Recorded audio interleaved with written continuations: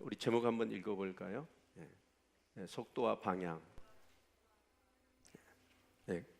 다시 속도와 방향. 여러분 속도와 방향 중에서 뭐가 중요할 것 같으세요? 방향이 중요하죠. 성경을 보면 우리는 하나님의 어떤 그런 음성이 있었어요. 그리고 그 음성을 따라서 행했습니다. 그러면 하나님이 하라고 했으니까 모든 것이 다 순조롭게 일이 풀리도록 잘 준비되어 있어야 합니다. 그러나 성경이 그런 상황들은 결코 그렇지 않는다는 것입니다. 모세에게 이스라엘 백성들을 출애굽시키도록 했습니다. 바울은 내가 누구한테 가며 정말 어떻게 말을 해야 될지도 모른다라고 하면서 못하겠다고 하는데 하나님이 굳고 함께 할 것이니까 출애굽시켜라. 그래서 모세는 이스라엘 백성들을 출애굽시키죠. 그런데 그렇게 애굽을 이렇게 벗어나서 출애굽을 했는데 그들이 도착했던 곳은 어디냐? 어디예요? 홍해 앞이었습니다. 바다가 가로놓여 있는 거예요. 뒤에는 애굽 군대가 쫓아오고 좌우는 절벽과 낭떠러집니다. 이럴 때 대개 사람들은 어떻게 반응을 하지요?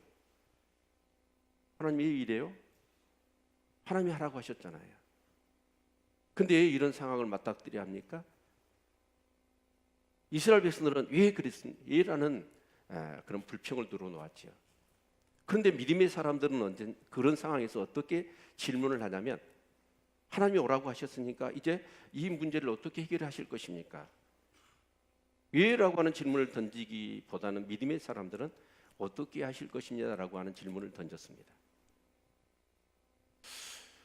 오늘 본문에 보면 사도 바울도요, 참 전도 하라기도 안 하잖아요. 근데 사도 바울은 어떻습니까? 자기가 자원해서 전도를 하겠다는 거예요. 그래서 1차 선교 여행을 마치고 많은 교회를 세워놓고 믿음의 형제들을 세워놨잖아요. 근데 그 교회마다 유대교에 엄청난 박해가 있었고 핍박을 받는 것을 보았습니다. 그래서 2차 선교 여행을 떠나려고 할 때 5년의 세월이 지난 겁니다. 그래서 사도 바울은 그 교회들과 형제들이 어떻게 정말 믿음 생활을 잘하고 있고 교회는 어떻게 되었을까? 이게 궁금한 거예요. 그래서 바나바보다 같이 가자고 이제 요청을 하게 됩니다. 물론 마가의 문제로 인해서 서로 갈려져서 이제 바울은 바나바와 가지 못하고 실라와 함께 2차 선교여행을 떠나게 되어지죠. 자, 그런데 오늘 여기 본문의 말씀을 보면 우리 6절 같이 한번 볼까요? 6절 같이 읽습니다. 시작. 성령이 아시아에서 말씀을 전하지 못하게 하시거늘 부르기아 갈라디아 땅으로 다녀가 무시아 앞에 이르러 비두니아로 가고 예스대 예수의 영이 허락지 아니하시는지라. 사도 바울은 어쩌냐? 이제 그 교회들을 돌아보고 1차 선교 여행 때 세워놨던 교회들을 돌아보고 그 아시아 지역에서 복음을 전하려고 이렇게 예를 쓴 거예요. 근데 웬일인지 성령께서 뭐라고 말씀하시냐면 아시아에서 말씀을 전하지 못하게 하는 거예요. 그리고 또 7절 보니까 무시아 앞에 이르러 비두니아로 가고자 예스되 예수의 영이 허락지 아니하시는지라. 우리 한번 지도를 한번 볼까요? 잘 보이신가요? 오른쪽에 보면 수리아 안디옥이 있습니다. 이게 이제 최초로 교회가 개척한 교회고 이방인 교회죠. 거기서 출발을 해서 이제 길리기아 지역, 그러면서 이제 1차 선교 여행의 마지막 지역이었던 도베, 그다음에 루스드라, 이제 거기를 이제 거치게 되고 위로 올라서 이제 비시디아 안디옥을 가게 됩니다. 그 지역이 어디냐면 갈라디아 지역입니다. 그리고 이제 사도 바울은 오늘 이 본문의 말씀을 보면 여기 어디로 가지요? 부르기아, 길르기아 이 지역을 다 다니고 나서 또 무시아 이르러 비두니아로 가려고 그래요. 그럼 비두니아는 어디냐? 흑해 밑에잖아요. 그러면서 이 사도 바울이 그 아시아 지역에서 복음을 전하려고 하는 거예요. 그런데 하나님은 허락하지를 않습니다. 어떤 방법으로 하나님이 바울이 성령께서 아시아에서 말씀을 전하지 못하게 하셨고 예수의 영이 허락지 않았는지 어떤 방법이 있는지는 기록하고 있지 않습니다. 그러나 여기서 우리가 기억할 것은 뭐냐면 바울은 자기가 이렇게 선교 사역을 하는 과정 속에서 물론 자기가 계획을 세웠어요. 그런데 그때마다 어떠냐면 성령님이 어떻게 하시는가에 민감하게 귀를 기울였다는 것입니다. 근데 성령이 말씀을 전하지 못하게 하셨고 또 예수의 영이 허락지 않았다. 여러분은 어쩌시나요? 내가 뭔가를 하려고 해요. 그런데 하나님께서 막으시는 그런 방법들 어떻게 여러분이 캐치하십니까? 이게 굉장히 우리에게 중요하다고 생각합니다. 그래서 이 바울 사도는 이 아시아에서 복음을 전하려고 하는데 성령도 물론 예수의 영도 성령이시죠. 그렇게 말씀을 전하기 못하게 하시는 거예요. 그냥 어디 저기 부르기아로 가려고 했더니 거기 가는 차를 탔더니 빵꾸가 났을까요? 그래서 하나님 여기를 막으시구나.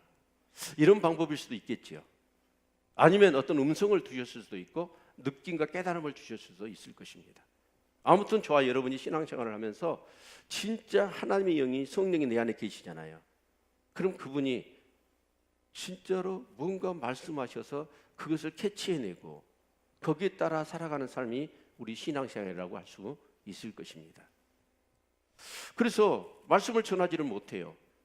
그런데 어떤 일이 있었냐면 또 9절에 보니까 밤의 한상이 바울에게 보이니 마게도냐 사람 하나가 서서 그에게 청하여 가로되 마게도냐를 건너와서 우리를 도우라. 여기 한상이라는 것은 보통 우리가 꾸는 꿈하고는 다릅니다. 그런데 그 한상 중에 마게도냐 사람 한 사람이 나타나가지고 우리를 도우라라고 이렇게 말씀해요. 아마 이렇게 보니까 마게도냐 사람이라는 것이 아마 그 당시에 이제 뭐 고대 사이니까 마게도냐의 복장이나 뭐 혈색이나 그런 것들이 다 달랐겠지요. 보니까 마게도냐 사람이에요. 와서 나를 도우라라고 얘기를 하게 된 것이죠. 근데 이제 마게도냐는 어디냐면 사실은 지금 사도 바울이 머물러서 사역을 하는 곳은 여기 지금 아시아 터키입니다. 근데 이 마게도냐는 어디냐면 유럽입니다. 그래서 그 터키가 마드마르 해협에서 그 이스탄불하고 이스탄불이 동서로 나누어져 있잖아요. 근데 터키가 아시아와 유럽을 같이 국경을 가지고 있습니다. 이제 그런데 이제 그게 이제 바로 마게도냐, 바로 유럽 땅이죠. 그래서 이렇게 하지 못하게 하는 것이죠. 자, 그러면 그렇게 아시아에서 말씀을 전하지 못하게 하신 이유가 뭐냐면 유럽으로 오라는 거예요. 유럽으로. 그렇죠? 네. 그러면 유럽으로 오게 하신 이유가 뭘까? 우리가 한번 생각해 보아야 합니다. 근데 하나님은요, 뭔가를 할 때 즉흥적으로 하지 않습니다. 하나님 반드시 계획을 세우시고 말씀하시고 말씀하신 대로 이 세계의 역사를 이끌어 가신다는 사실입니다. 아멘. 이런 사실에 대한 이런 하나님에 대한 신앙이 우리에게 회복되어질 수 있기를 바랍니다. 하나님은 즉흥적으로 하지 않으셔요. 이 세계를 경영하시는 데 있어서 이런 문제가 생기면 여기에 따라서 이렇게 행동하고 저런 일이 나면 저렇게 행동하는 게 아니에요. 하나님은 미리 계획을 세우시고 그 말씀을 하시고 그 말씀대로 세상을 이끌어 가시는 거예요. 그러면 그것을 우리는 어디에서 확인해 볼 수 있냐면 우리 창세기 9장 26절로 27절의 말씀을 우리 같이 한번 읽어볼까요? 같이 한번 읽습니다. 시작. 또 가로되 셈이 하나님 여호와를 찬송하리로다. 가나안은 셈의 종이 되고 하나님이 야벳을 창대케 하사 셈의 장막에 거하게 하시고 가나안은 그의 종이 되게 하시기를 원하노라 하였더라. 이게 노아와 하나님이 맺은 언약이에요. 노아에게는 세 아들이 있었잖아요. 근데 그 함은 아버지의 벌거벗은 하체를 막 어떻게 해요? 이렇게 동성애적으로 바라본 것이죠. 그러면서 그걸 가지고 사람들에게 자랑을 했어요. 그러나 셈과 야벳은 어쩌습니까? 뒷걸음질쳐서 아버지 하체를 덮었지요. 그 일로 인하여 하나님은 어떻게 보면 노아는 어떻습니까? 아담 때 인류가 쭉 번성하다가 노아 시대 때 홍수를 통하여 인류가 다 멸절해 버리고 노아와 세 아들과 세 명의 며느리, 그래서 8가정이 이제 방주를 타고 구원받은 거예요. 그리고 나서 이 노아가 술을 먹고 이렇게 떡 신실이 되어 있는데 예, 이 아들들이 그런 행동을 한 것이죠. 그래서 하나님께서는 이 세 아들에 대한 언약을 말씀하시는데 셈, 함, 야벳이 각자 이제 퍼져서 인류의 조상이 되어지는 것이죠. 자, 그런데 셈이 하나님을 송축하라. 그러니까 셈족은 누구냐면 이스라엘 민족이에요. 그렇죠? 예. 그리고 가나안은 셈이 종이 된다라고 했을 때 그 가나안 족속은 결국 이스라엘 백성이 이제 출애굽을 해가지고 그 가나안 땅을 정복해서 그 가나안은 종이 되었습니다. 그리고 이제 야벳은 창대케 하신다는 거예요. 야벳이 누구죠? 바로 유럽 조상입니다. 하나님은 벌써 지금 이 노아 때 약속을 하셨다면 벌써 BC 4,000년 전이죠. 4,000 전에 하나님은 노아에게 이 계획을 말씀하셨어요. 그 계획은 뭐냐면 바로 야벳, 유럽 족속을 창대하게 하겠다라고 말씀하셨습니다. 그런데 그 야벳은 반드시 셈의 장막에 거하게 하시겠다라고 말씀하셨어요. 셈의 장막은 뭐죠? 바로 다윗의 장막, 하나님을 얘기하는 거예요.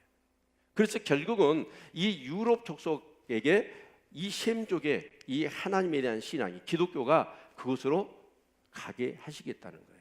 그리고 그 야벳을 창대케 해서 야벳을 통해서 기독교가 융성하게 되어지고 그 기독교가 결국 이제 땅 끝까지 증거되어지는 것이 하나님의 계획이셨단 말이에요. 아멘. 그래서 우리가 성경을 볼 때 이렇게 성경에서 성경을 풀어내는 그런 어떤 지혜가 우리에게 있어야 합니다. 그래서 하나님은 어쩌냐? 이 성경의 이 모든 그런 말씀은 뭐냐면 역사입니다. 제가 사도행전에 대한 그런 이 묵상을 앞두고 사도행전에 대한 강의를 제가 드렸어요.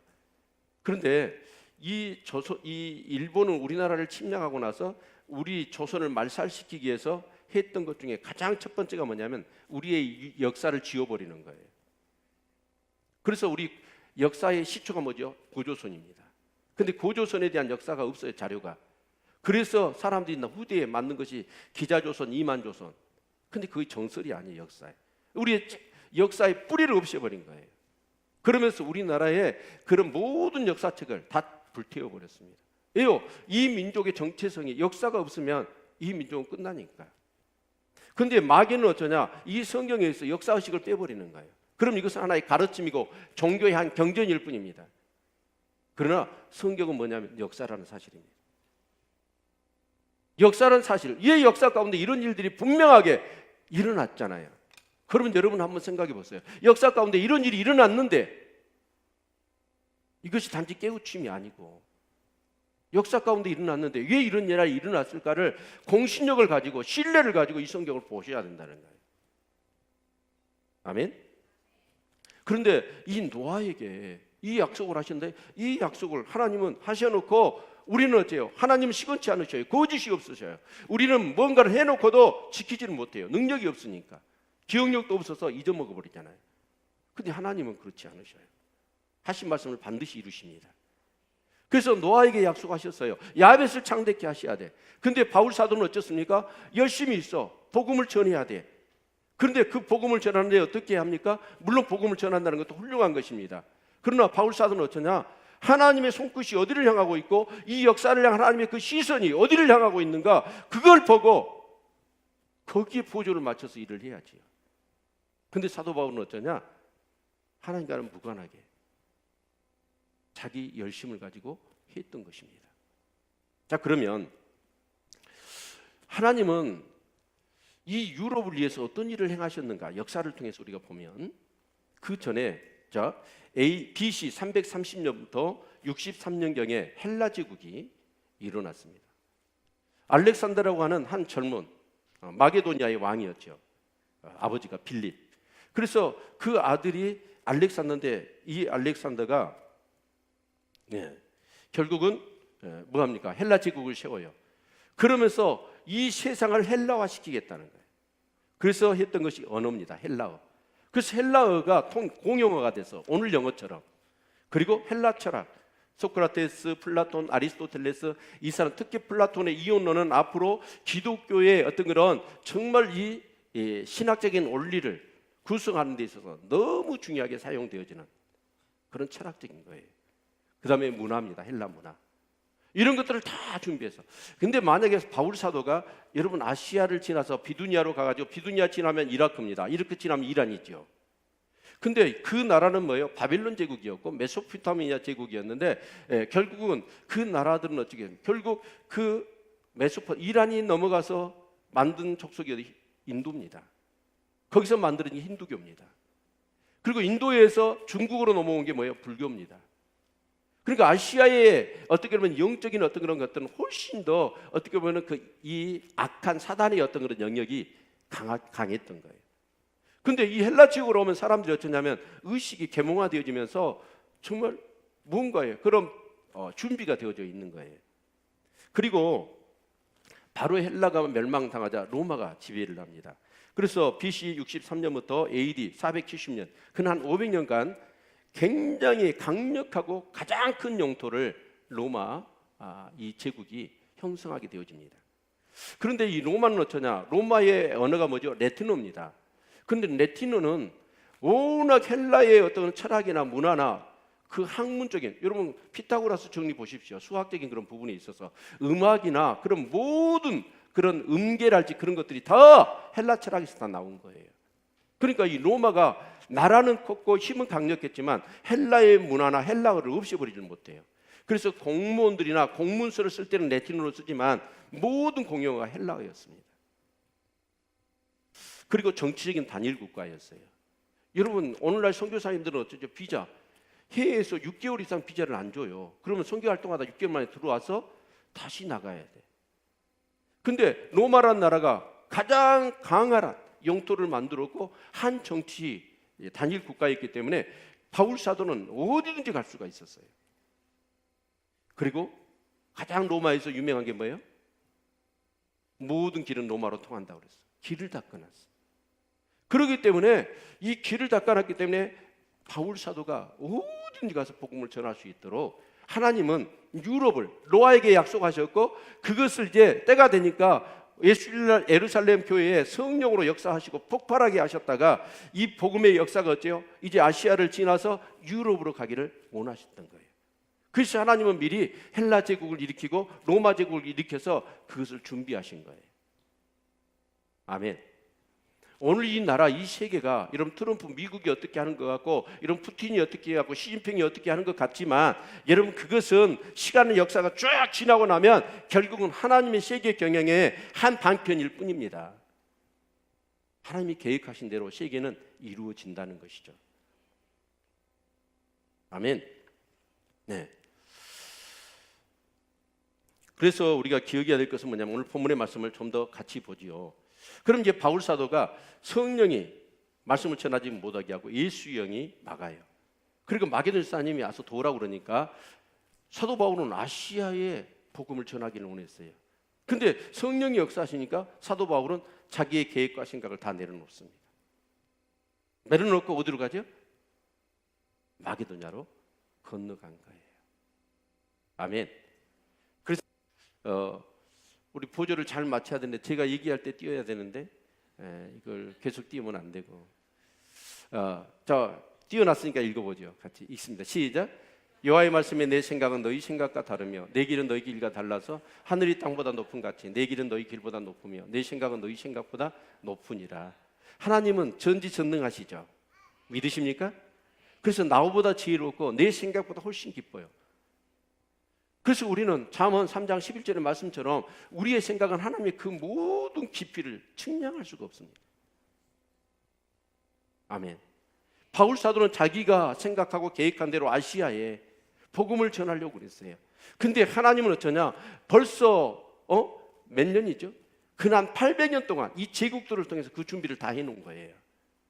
그리고 노아 시대 때 이미 말씀해 놓으셨고 그것을 이루기를 원하시고 다 준비하고 있는데 사도 바울이 어째요? 아시아에서만 머물렀다면 이 복음이 여러분 세계로 확산이 될 수 있었겠습니까?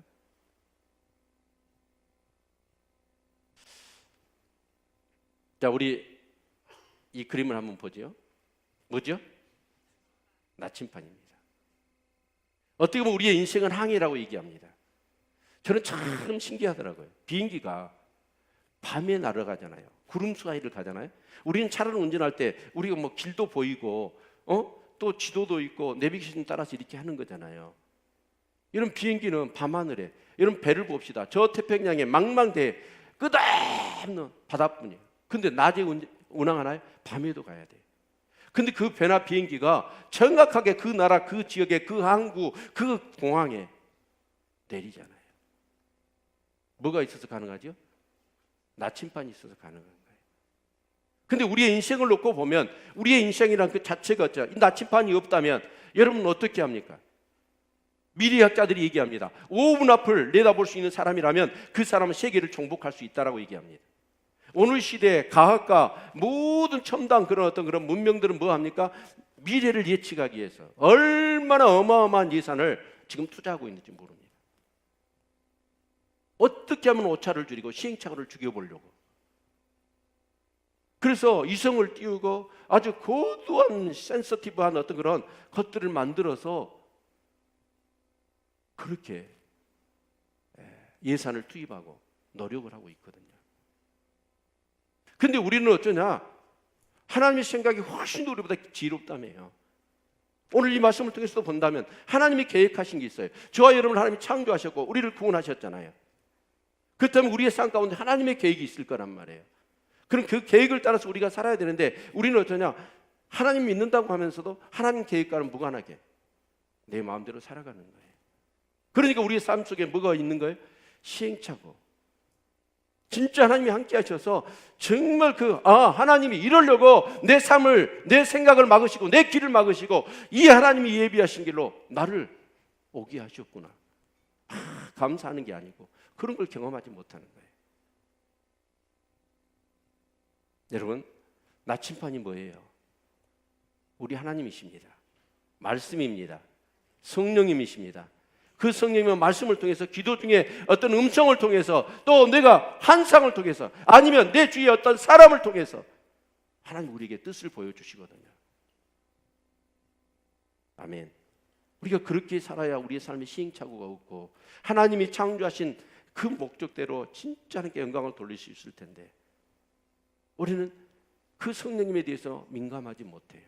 서로 성령님이 말씀하셨는데도 불구하고 내 욕심대로 내 뜻대로 고집하며 살아버리는 것이죠. 여기 사도 바울 보면 자 10절 같이 한번 읽어볼까요? 10절 시작. 바울이 이 한상을 본 후에 우리가 곧 마게도냐로 떠나기를 힘쓰니 이는 하나님이 저 사람들에게 복음을 전하라고 우리를 부르신 줄로 인정함이로라. 바울이 이런 성령님의 음성과 그런 한상을 통해서 그렇구나. 하나님이 지금 아시아가 아니라 저 유럽으로 건너와서 이 복음을 전하도록 하나님 지금 나를 그렇게 인도하고 계시구나. 그래서 자기의 모든 계획과 자기의 모든 생각을 다 내려놓습니다. 그리고 마게도냐로 가는 거예요. 이런 순종의 역사가 있기를 바랍니다. 네.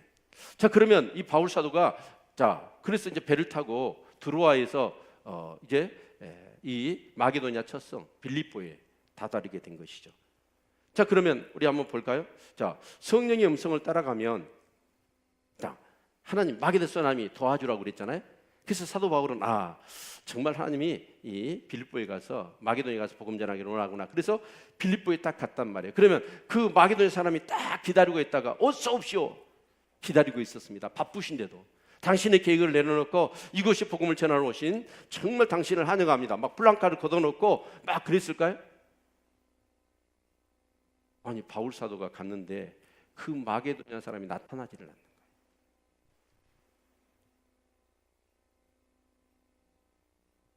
여기 말씀을 같이 한번 볼까요?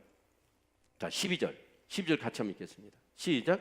거기서 빌립보에 이르니 이는 마게도냐 지경 첫 성이요 또 로마의 식민지라. 이 성에 수위를 요하다가, 여러분 수위를 기다려봤는데 아니 나를 진짜로 이급해서 우리를 도와주라, 당신 계획 내려놓고 나를 도우라 라고 했던 그 사람이 나타나서 뭔가 같이 동역할 줄 알았는데 그 사람 코빼기도 보이질 않는 거예요. 이게 수위를 요한 거예요. 여러분, 우리는 그렇습니다. 하나님이 분명히 인도하셨거든요. 그래서 내 길 내려놓고 그렇게 갔어요. 가면 어째요? 모든 것이 이차천리로 하나님이 다 일들이 착착착 진행되도록 순풍에 돛한 것처럼 그렇게 돼야 되잖아요. 근데 그러지를 않는 거예요. 여러분 요셉을 보세요. 모세를 보세요. 그렇게 꿈을 주셨잖아요. 그런데 아니 그러면 그 꿈대로 이루어져야 되나요? 근데 요셉이 어쩌습니까? 노예로 팔려가고 죽을 뻔하다가 감옥에 갇히고, 하나님이 분명히 말씀하셨는데 그런 것은 상관없는 너무나 그하고는 거리가 먼 상황으로만 내몰리는 거예요. 이럴 때 사람들은 어떻게 하죠? 하나님 왜 그러십니까? 그러나 정말 믿음의 사람은 그런 상황에서 어떻게 하나님 앞에 질문을 하냐면 왜라고 질문하지 않습니다. 하나님이 어떻게 일을 이루실 것인가를 묻는 것이죠. 저도 사실은 목회자가 되려고 하는 생각이 이만큼도 없었습니다. 제가 어떻게 목사가 돼요? 전혀 다른 길을 계획하고 있었어요. 근데 계속해서 주위 사람들을 통해서 뭐 나를 목사로 부르신대요. 화가 나더라고. 내 인생인데 나한테 말씀 안 하시고 다른 사람을 통해서 말씀하시냐. 왜입니까? 나는 내 길 가려는데 하나님이. 근데요 정말 이 바울도요 빌립보에 가서 그 마게도냐 사람 찾는데 나타나질 않아요. 그럴 때 해야 될 게 뭐죠? 기도입니다. 아멘. 정말 믿음의 사람은 하나님의 인도함을 받고 왔어요. 그런데 다 막히는 거예요. 사방이. 믿음 없는 사람은 거기서 뽀록이 나는 거예요. 원망하고 불평하고. 그러나 진짜 믿음 있는 사람은 어떻게 합니까? 거기서 기도해요. 아브라함의 일을 우리가 들어볼 수 있어요. 갈대아 우르에서 하나님의 음성을 듣고 갈 바를 알지 못하고 따라 나왔단 말이에요. 그래서 가나안 땅에 딱 도착했더니 가나안 땅에 뭐가 생겨요? 기근이 생기는 거예요. 그러면 아브라함이 거기서 뭐예요? 하나님, 저를 여기 부르셨는데 이 기근이 일어나는데 이 상황 속에 어떻게 하나님 말씀을 이루실 겁니까? 그렇게 물어야 돼요. 근데 아브라함은 그걸 묻지 않아요. 그 자기 하고 싶은 대로 애굽으로 가버립니다. 하나님이 도와주시지 않았다면 아브라함은 자기 아내를 애굽의 바로왕한테 뺏길 뻔했고, 그 하나님 주셨던 그 비전도 여러분 믿음의 조상이 되지 못할 뻔했습니다. 하나님은 말씀하셨어요. 그러면 일사천리로 진행되는 게 아니라 사실은 다 막힐 수 있다는 거예요. 그럴 때 우리는 뭘 해야 돼요? 기도해야 합니다. 아멘. 그래서 이 말씀을 보면 이 사도 바울 일행은 뭐 합니까? 13절 안식일에 우리가 기도초가 있는가 하여 문밖 강가에 나가 거기 앉아서 모인 여자들에게 말하더니, 그런데 이 지금 아시아 지역은 비교적 예루살렘과 가까웠기 때문에 이 유대인들이 흩어져서 회당을 만들어 놨단 말이에요. 그래서 1차 전도행에는 반드시 회당에 가서 거기서 복음을 전했단 말이에요. 근데 이 빌립보는 유럽 지역이라 봐 유대인들이 없었던가 봐요. 있더라도 한두 명 있으니까 회당을 만들 필요가 없었어. 그 회당이 없는 거예요. 그래서 사도 바울은 어쩌냐? 기도하고 싶은데 회당이 없으니까 기도할 자리를 찾는 거예요. 찾다 보니까 가장 그 당시에 이렇게 사람을 접할 수 있는 좋은 방법이 이렇게 강가에 안행나들이 아마 이렇게 모여서 수다를 떨고 뭐 빨래를 하다가 수다를 떨고 있었던 것 같습니다. 가서 기도초가 있느냐라고 여자들한테 물어요. 그랬더니 14절 같이 한번 읽어볼까요? 같이 읽습니다. 시작. 두아디라 성의 자주장사로서 하나님을 공경하는 누디아라는 한 여자가 들었는데 주께서 그 마음을 열어 바울의 말을 청종하게 하신지라. 아니 그런데 그 여자들한테 기도초가 있는가를 물었더니 그 중에 이 루디아라고 하는 여자가 하나님이 바울 사도가 이렇게 얘기를 하는데 그 말을 굉장히 이렇게 경청하는 거예요. 그러면서 하는 얘기가 뭐냐면 15절 자 근데 그 마음을 열어 바울의 말을 청종하게 하신 자 누가 하셨다는 거예요? 하나님이 하신 거예요. 그리고 15절 저와 그 집이 다 세례를 받고 우리에게 청하여 가로되 만일 나를 주 믿는 자로 알거든 내 집에 들어와 유하라 하고 강권하여 있게 하니라. 이 루디아라고 하는 사람을 하나님이 준비시켜 주셨어요. 이 사람을 뭐라고 그래요? 평안의 사람이라고 그래요. 따라서 합시다. 평안의 사람. 길이 다 막혔어. 그런데도 불구하고 좌절하지 아니하고 포기하지 않고 분명히 하나님이 여기에 나를 보내셨던 뜻이 있을 거야 라고 하면서 기도하면서 하나님이 나를 보내신 이유를 찾기 시작하는 거예요. 그랬더니 어때요? 이 루디아라고 하는 사람이 준비되어 있는 거예요. 이 복을 받으시기를 바랍니다. 뭔가 막혔어요. 근데 어떤 사람이 딱 나타나서 여러분 길을 딱 열어주는 거예요. 도와주는 거예요. 그 사람을 누구라고 그러면 평안의 사람이에요. 우리가 복음을 전할 때, 어떤 사역을 할 때, 어떤 사업을 할 때도 마찬가지입니다. 정말 불모지 땅이고 어느 누구 한 사람, 나를 도와줄 사람이 없는 것 같아요. 그런데 하나님의 인도함을 따라 거기 가서 기도하면 반드시 하나님이 준비된 사람이 있다니까요. 근데 이 루디아는 자주장사였어요. 그 당시에 대부분이 이제 옷을 입는데 하얀 옷, 이렇게 만들면 대부분 흰옷걸이한 옷이잖아요. 그런데 그 당시에 이제 이렇게 이 옷감이 있는 색깔 있는 이 옷을 굉장히 비쌌다고 그래요. 그 중에서 로마 사람들은 대부분 귀족들이 걸치거나 여러분 이렇게 병사들이 걸치는 것이 뭐냐, 자주색의 옷이에요. 귀족들이 입는 옷. 이게 로마가 강렬한 영토를 다스리면서 많은 이제 귀족들을 이렇게 세우는데 있어서 사람들이 가장 좋아했던 옷이 자주색 옷감이었습니다. 그러니까 이 루디아는 뭐냐면 이 자주색 옷감을 장사를 했던 사람들은 그 당시에 굉장히 부유했다고 그래요. 그리고 전 로마 영역 가운데 점포가 여러 개 있었을 거 아니에요. 그러니까 지금 빌립보 성에 와 있는데 두아디라 사람 이 루디아가 있었던 거예요. 나중에 보면 이 루디아가 어떠냐면 바울 사도의 사역에 있어서 엄청난 후원자가 되고 동역자가 됩니다. 바울 사도가 에베소로 가면 에베소, 또 고린도로 가면 고린도, 아덴으로 가면 아덴, 로마로 가면 로마. 이 루디아에 모든 그런 사업장이 있으니까 그때마다 따라다니면서 바울 사도를 돕는 거예요. 아멘. 하나님이 이루시려고. 그래서 그 루디아를 통해서 이 로마 전체 영역 속에 복음이 퍼지도록 그렇게 역사를 하셨던 것입니다. 아멘. 정말 저는 우리 교회 성도님들이 그럴 수 있기를 바랍니다. 정말 복음을 전해요. 그러면 정말 저런 사람이 예수를 믿을까? 근데 그런 중에 하나님이 예비하신 평안의 사람이 꼭 있는 것이죠. 아멘.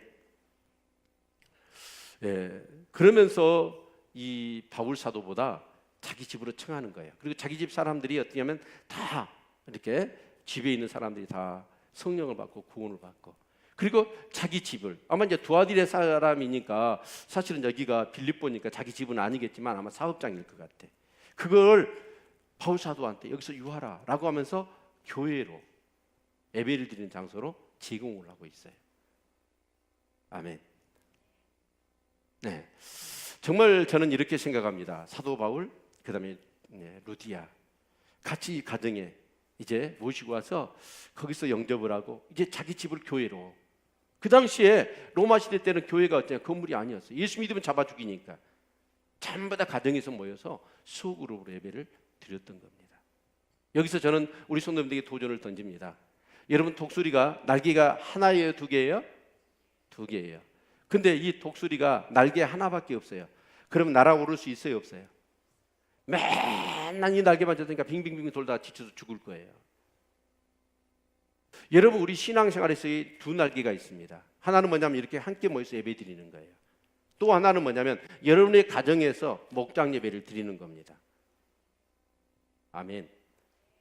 절대로 여러분 이 주일날 예배 한 번 드려가지고 그리고 목장 예배가 안 드려지면 여러분 뭐냐면 신앙은 성장할 수가 없습니다.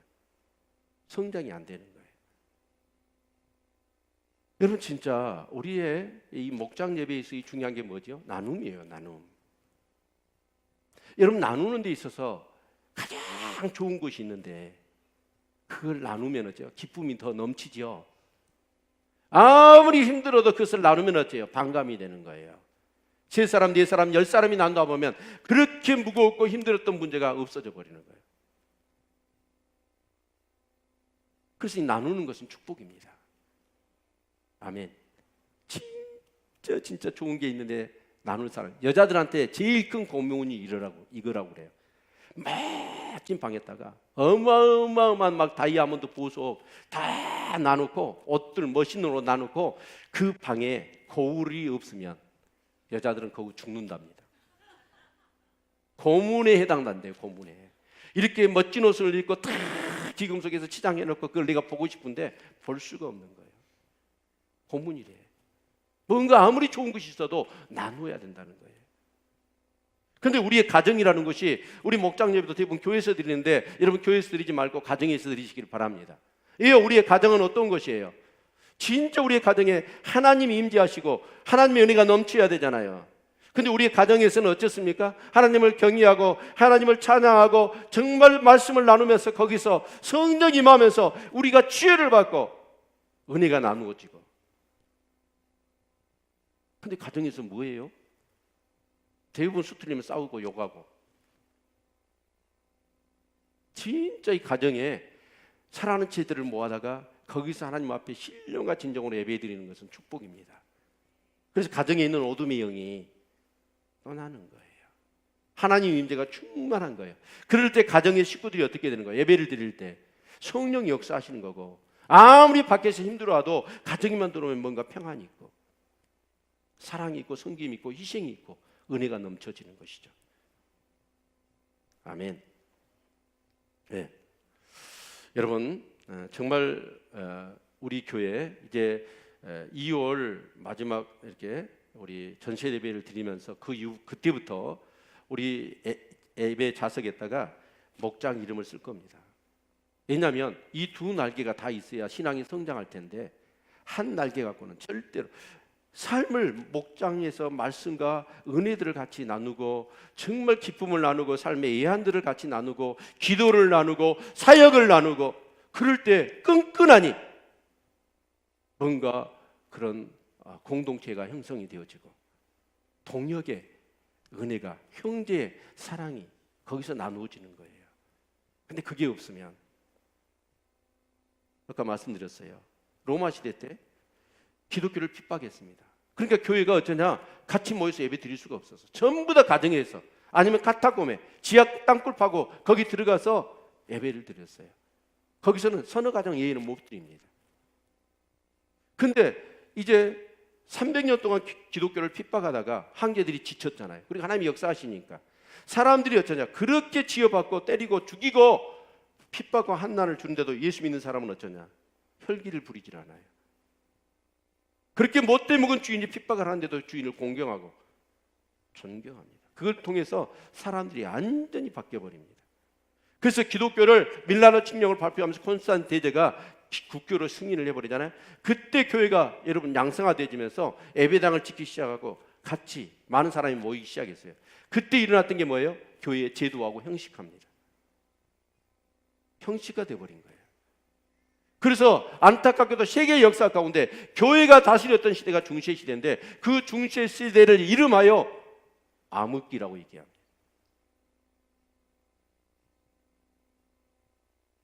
사랑하는 성도 여러분, 목장 예배에 다 참여하시기를 바랍니다.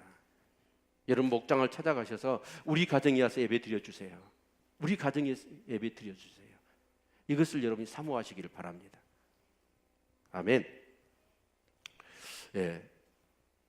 그래서 이제 그 루디아의 집이 이제 빌립보의 교회가 되어진 거예요.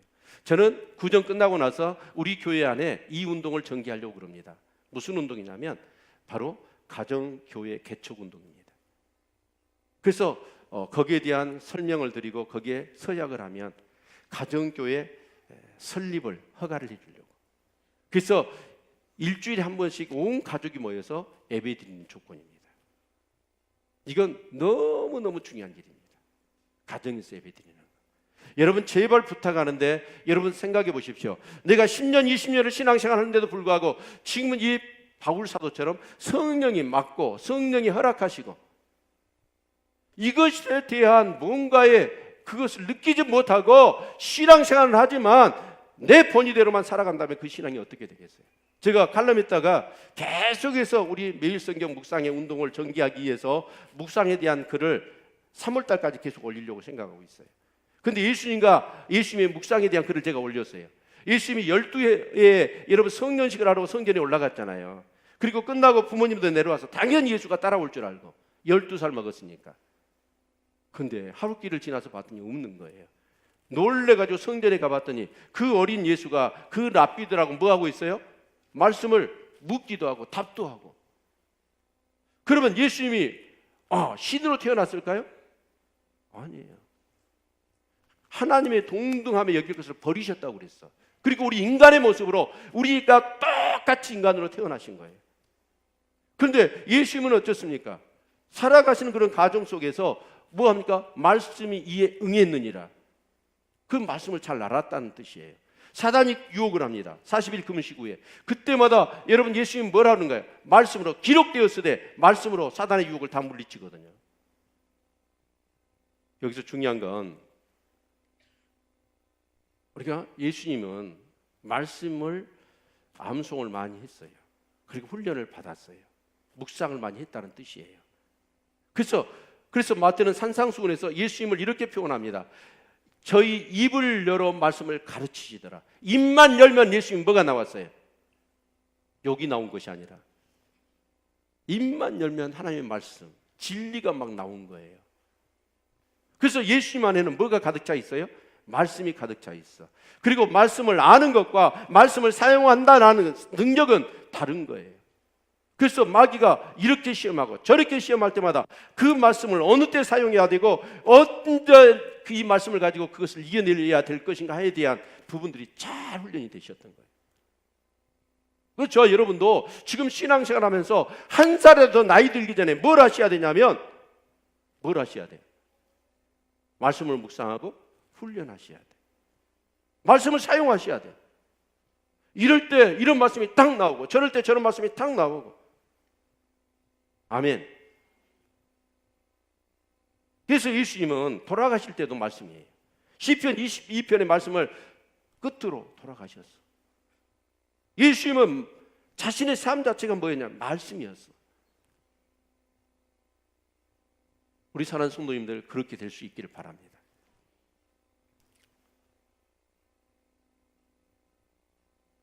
여기 그 석양홍이라는 말이 있어요. 그 말대로 하면 해가요 가장 아름다울 때가 두 번이잖아요. 일출이 얼마나 아름답습니까? 그리고 질 때가 또 아름답잖아요. 그래서 지금 이런 운동이 일어나고 우리나라는 아니에요. 우리나라 사람들은 자기가 이제 은퇴하고 나면 뭐 할까? 그래서 노후 자금을 만드는데 혈안이 돼 있잖아요. 근데 미국 사람들은 이 운동이 일어나고 있다고 그래요. 올드 제너레이션. 그래서 은퇴하면 이 사람들은 뭘 할 거냐면 그렇게 그냥 노인당에 모여가지고 삼봉 치고 고도리 치고 그렇지 않아요. 이 사람들은 나이 들면 뭐 하겠다는 새로운 인생, 리타이어, 타이어를 갈아 신고 하나님의 영광을 위해서 내가 뭔가 쓰임받기 위해서 말씀을 훈련하고 기도를 훈련하고 영적인 것에 민감하게 훈련된 사람들. 그런 사람들은 뭐냐? 6개월 주의로 그 공동체에서 뭘 하냐면 선교사로 파송을 해요. 아프리카로 중국으로 곳곳으로 가서 6개월 동안 복음 전하고 들어와. 다시 재직전해서 나가는 거예요. 멋있지 않나요? 그게 인생이 멋있는 거예요. 나는 우리 교회도 정말 그런 사람들이 많이 일어날 수 있기를 축원합니다. 아멘. 그 사도 바울은 그 훈련이 되어 있는 거예요. 말씀을 예수의 영이 그리고 성령께서 금하시고 어떤 것을 허락하시고 이것을 빨리빨리 캐치해내는 거예요.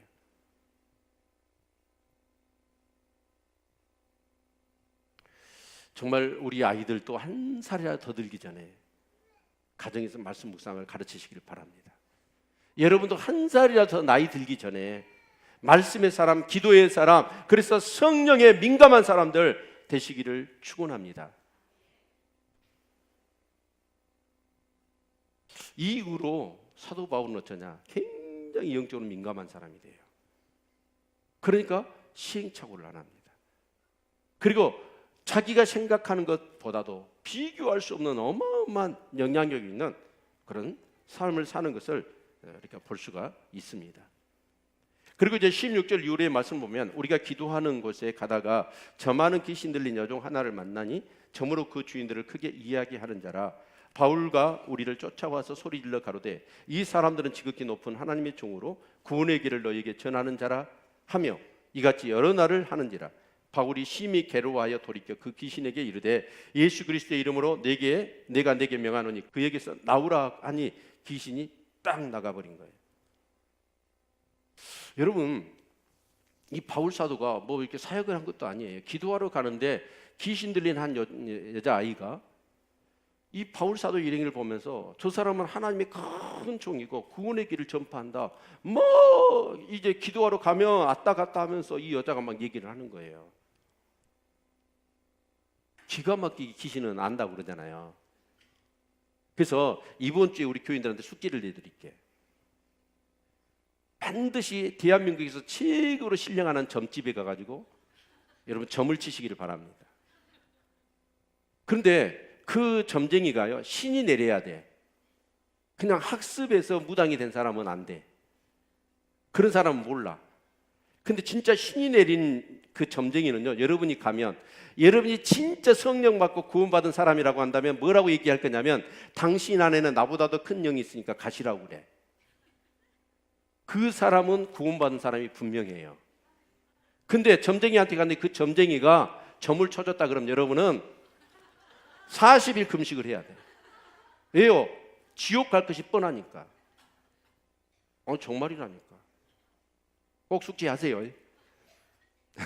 다른 게 중요한 게 아니라 여러분 천국 가냐 지옥 가냐 그게 중요한 거예요. 구원 받았느냐 안 받았느냐. 근데 사도 바울은 어쩌냐, 이 귀신이 들어가 있는 이 점쟁이가 뭐 말도 안 했는데 가서 막 사도 바울한테 저 안에 하나님의 종이라고 구원의 도리를 전하는 자라고 알아모시잖아요. 아니 교회 열심히 다닌 것보다 지금 그걸 여러분 확인하는 것이 중요해요. 그러니까 이번 주에 반드시 신령한 점집에 가서 점을 치시기를 바랍니다. 아니 이런 예가 너무 많아요. 목사님들이 이렇게 어디 그 시골의 목사님이 그런 얘기를 하더라고. 막 무당이 나와서 막 구슬하더래. 그래서 하도 시끄럽고 그러고 그래서 또 여러 생각이 있었어. 우리 교인들이 혹시 저기 가 있는 사람 있는가 염탐도 할 겸. 그리고 거기에 한번 딱 가봤더니 아니 무당이 막 하다가 와 이게 부정탄 사람 왔다고. 그래서 빨리 나보다 더 큰 영이 계신 분이니까 그분은 빨리 이곳에 가시라고 영업방해 하지 마라고 뭐 그러더래. 여러분 저와 여러분 안에 누가 계셔요? 진짜 여러분이 예수 믿고 구원받고 회개하여 성령 받았다고 한다면 하나님의 영이 계신 거예요. 그러면 귀신들은요 기가 막히게 알아봐요. 그러니까 여러분이 진짜 구원받았는가 안 받았는가 확인하려면 점치러 가시라고. 근데 우리가 점집에 가면 쓰겠어요? 그 집 영업방해 해야 하면 되겠어요. 요즘 경기도 안 좋은데. 내가 알아야지. 내가 어떻게 해요? 성령이 내 안에 계시잖아요. 그래서 진짜로 내가 하고 싶고 성질이 나고 막 욕심이 생기고 막 괴롭고 힘들고 막 그래서 내가 주체가 되어서 막 살아가는데 그때마다 내 안에 계신 성령님이 뭐라고 말씀하셔. 딱딱 브레이크를 걸어주시잖아요. 네? 너 그렇게 하면 안 돼. 성령이 딱 말씀하시면 스톱하는 거예요. 그리고 이걸 하라고 하면 해. 계속해서 내 안에서 성령이 계시는데 나보다도 몇 배, 천 배, 만 배로 전지천능하신 그 영이 내 안에 계시는데 그 음성은 못 들은다. 그것을 못 느낀다? 이게 구원받은 사람 맞아요? 말이 안 되는 거예요. 그리고 이 바울 사도를 어떻게 하냐? 하도 지랄을 했으니까 그 귀신이 괴로웠어. 좋은 의도로 막 높여주고 인정하고 그러기 위해서가 아니잖아요. 이 귀신은. 그러니까 하도 참다가 어째요? 예수 이름으로 나가! 그랬더니 그 귀신이 떠나가 버린 거예요. 이런 예수 이름의 권세가 저와 여러분에게 있어야 합니다. 예를 들면 가장 가까우니까 여러분 자식들이 이게 아닌데 막 길을 쓰고 빠락빠락 달라들고 우긴단 말이에요. 그럼 여러분 어떻게 하세요? 그 안에 약한 것이 있는 거예요. 육이 됐든지 영이 됐든지. 그러지 않나요? 그럼 뭐 해야 돼? 그걸 영적 권세로 제압을 할 수 있어야지. 너 일로 와. 말씀 펴. 그렇게 그 말씀을 정확하게 펴야 돼. 예수님처럼. 사단이 있다고 왔으니까. 그래서 그 말씀을 펴놓고 자, 하나님 말씀이 뭐라고 그러느냐. 이렇게 살면 네가 진짜 복을 받겠냐 안 받겠냐. 그래서 말씀으로 또 기도를 통해서 분질러 놔버려야죠. 아멘? 이런 게 있어야지 우리한테.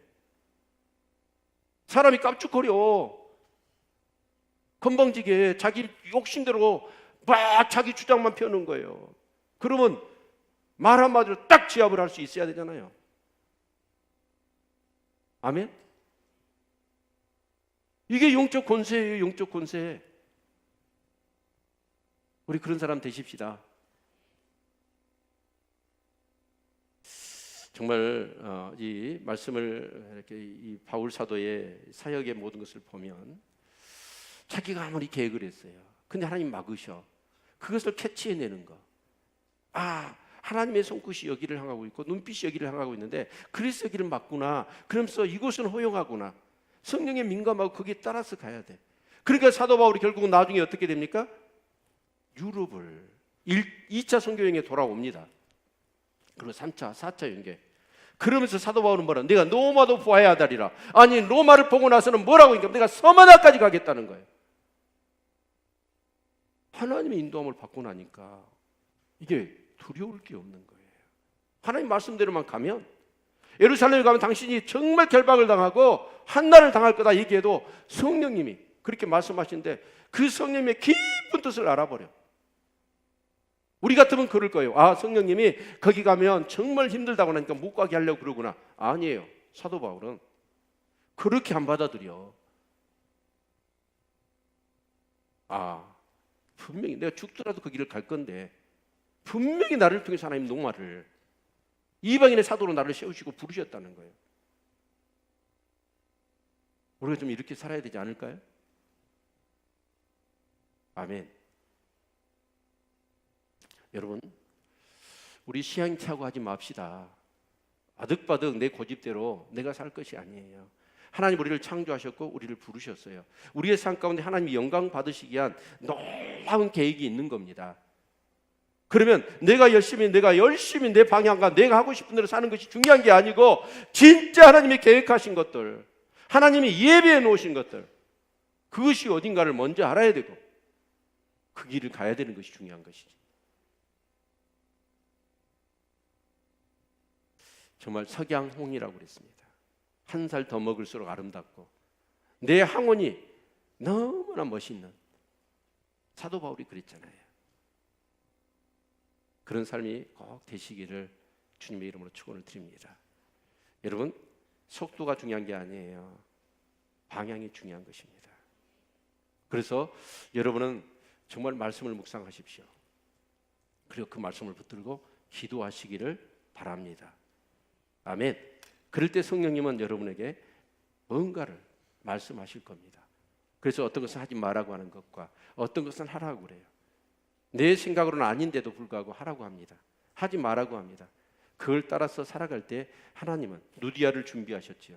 세계에 뭔가 복음의 초석을 깔 수 있는 이 자주장사 루디아를 준비하셨습니다. 그리고 그 가는 길 가운데 정말 어둠의 세력이 드러납니다. 복음의 능력으로 제압해내지요. 그러면서 하나님의 나라의 사역들을 이루는 것을 볼 수가 있습니다. 우리 교회가 그렇게 되기를 바랍니다. 나는 이번 주에 우리 중학교 아이들이 중학교 수련회 한 지 얼마 되지 않았어요. 근데 민우라는 애가 3명을 전도했더라고. 오늘 왔나요? 네. 그런데 3명을 전도했는데 그 3명 놈이 뭐라고 했냐면 우리도 가만히 있을 수가 없다는 거예요. 2놈씩 하겠다는 거예요. 그러면서 민우가 뭐라고 하냐면 우리 반 애기들을 다 전도하겠다는 거예요. 저는 거기서 뭘 봤냐면 어른하고 아이의 차이를 봤어요. 아이들은 하라고 해요. 어른들은 어때요? 하라게도 안 해. 계산 때리고 있어. 정말 심각한 거예요. 그래서 여러분이 복음의 능력을 경험하지 못한 거예요. 결국 복음의 능력을 경험하지 못하니까 뭐예요? 신앙생활이 형식화 되는 거예요. 말씀대로 살아보세요. 진짜 하나님이 살아계신 것을 경험하게 될 거예요. 하라고 하면 하셔야 됩니다. 근데 내가 하라고 해서 여러분이 합니까? 가망 택도 없죠. 여러분 기도하시라고. 성령님께 기도해 보시라고.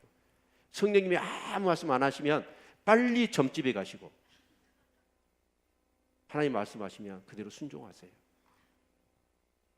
그것이 여러분이 석양홍 나이가 들수록 아름다워지는 삶이 될 것입니다. 진짜 우리 예수 믿는 사람들요, 나는 심각한 경우를 지금 고민하고 있습니다. 예수 믿는 사람이 이런 어떤 것들이 이게 영성이 성령에 민감하지 않고 그냥 경험과 신앙의 경력만 늘어나는 사람들, 그런 사람들은요 나이 들어서요 괴물이 되더라고요. 왜냐하면 말씀 많이 들었죠. 지식으로 많이 알고 있죠. 막 찬양하고 기도하면서 여기 근육이 발달돼 있어. 그래가지고 절대 안 집니다. 절대 안 져. 제가 테니스를 치는데 테니스 분 중에 장로님들이 많아요. 나이 드신 분들, 목사님들도 많고. 그런데 아니 그 상품도 주는 것도 아니에요. 트로피도 있는 것도 아니에요. 근데 인이냐 쉐입이냐를 갖고 싸워요. 기연이 내 뜻까지 넘어가 손으로 짚으면서 인이라고 얘기하고. 아, 지면 뭐해? 이기면 뭐하고? 근데 한 예를 제가 든 거예요. 예수 믿는 사람들이 안 지더라고, 앉아. 그러니까 세상 사람들이 예수 믿는 사람 보면 지긋지긋한 거예요. 왜요? 말로 못 이겨. 여러분, 사실은 아닌데 말로 줘봐요. 집에 가서 기분 나쁘지. 예수 믿는 사람이 너무 이게 발달해가지고 지려고 하질 않아. 성령이 말씀하시면 그게 순종하는 삶이 돼야 되는데 그게 안 돼 있는 거예요. 성령님이 여러분 안에 계셔야 안 계셔요? 제일 빨리 확인할 수 있는 방법은 점집에 가는 거고. 근데 그걸 하나님이 이렇게 아름답게 보시겠어요? 여러분 기도해 보셔요. 성령님 말씀하셔요. 하나님이 여기 내 안에 계셔요. 그 하나님 말씀하신 것, 그 말씀은 성경을 통해서 주실 수도 있고 주위 사람을 통해서, 내 멘토를 통해서, 내 리더를 통해서 줄 수 있고, 여러분 환상을 통해 주실 수 있고 예언을 통해서 기도하는 중에 주실 수도 있습니다. 그것을 듣고 사셔야 가장 멋진 인생이 될 줄로 믿습니다. 기도하겠습니다.